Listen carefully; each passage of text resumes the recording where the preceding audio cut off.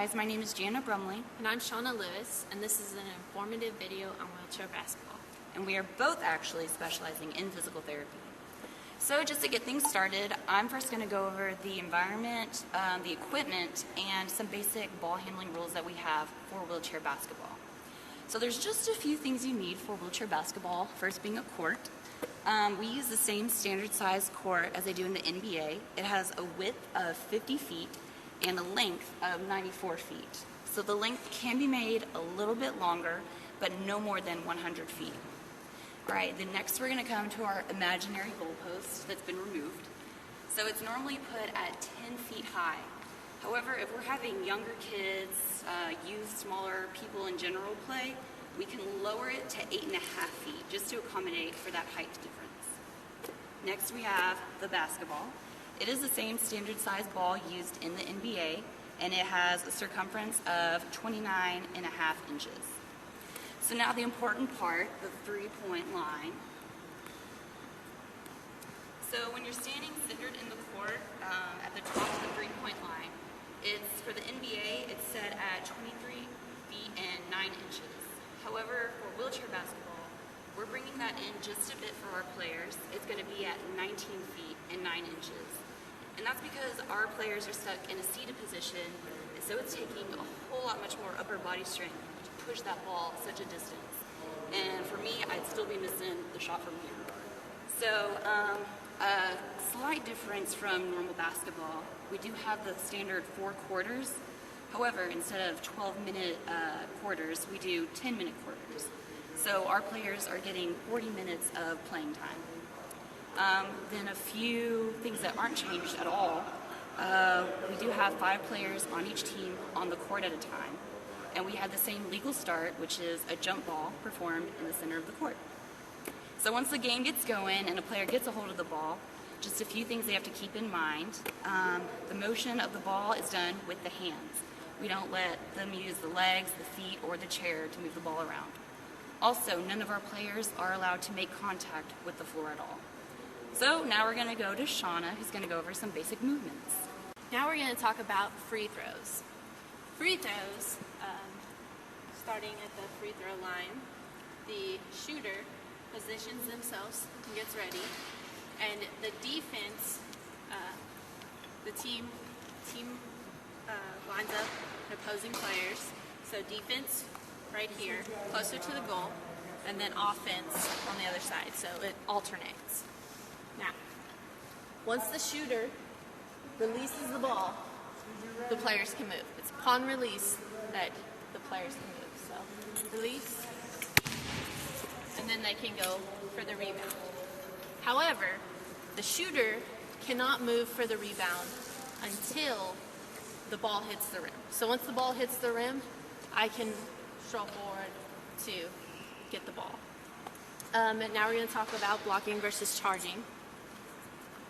On blocking, the defense has set up their chair in front of the offense to block their movement. This is a legal move, so this is how you would legally stop the players from shooting a goal or getting down court.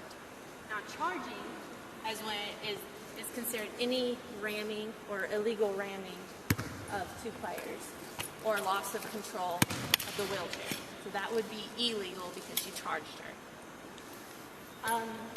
Talk about some basic lead-up games. We can do around the world. So around the world is where the player positions herself on the outskirts of the three-point line. And then player 1 shoots the ball, and if she makes it, then player 2 has to shoot in the exact same position, the same type of shot. Like if she shot one-handed, then player 2 has to shoot one-handed. Now, this is horse. So if she makes it and player 2 makes it, then they're good. But if player 1 makes it and player 2 misses, then she has an H. So the goal is not to spell out horse. We can also play around the world, which is situated on the outskirts of the three-point line, or even around the block. And you shoot until you make it. So She shoots, she misses the first shot. She shoots again, she misses it again. She shoots the third time, she makes it. So then she can move on to the next position. And this is a very good game to work on eye-hand coordination and, you know, especially strength too, because it's on the outskirts of the three-point line. Now we're going to transition into drills you can do for wheelchair basketball. This drill is a passing drill. So you have two players lined up. Player one is going to roll. Remember, 2 touches and then dribble. And then she'll pass it to the second player. And then she'll do 2 touch, dribble, and pass.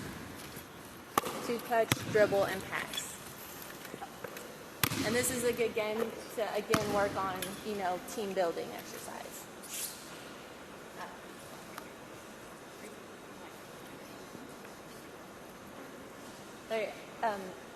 To move legally without walking, it's 2 touch and then a dribble or a pass. So 2 touch, dribble, pass. Now if she does 3 touches, then it's an automatic turnover.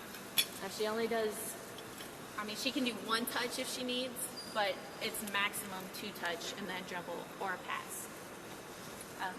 So in closing, wheelchair basketball is a very good sport to play if you're trying to get your clients or even, you know, your student, if it's a related service, kind of over that hump of, you know, depression, or, you know, if they're not into their disability per se, they're not, you know, they're kind of in a depressed state, like I can't do anything, you know, I'm just stuck in this wheelchair.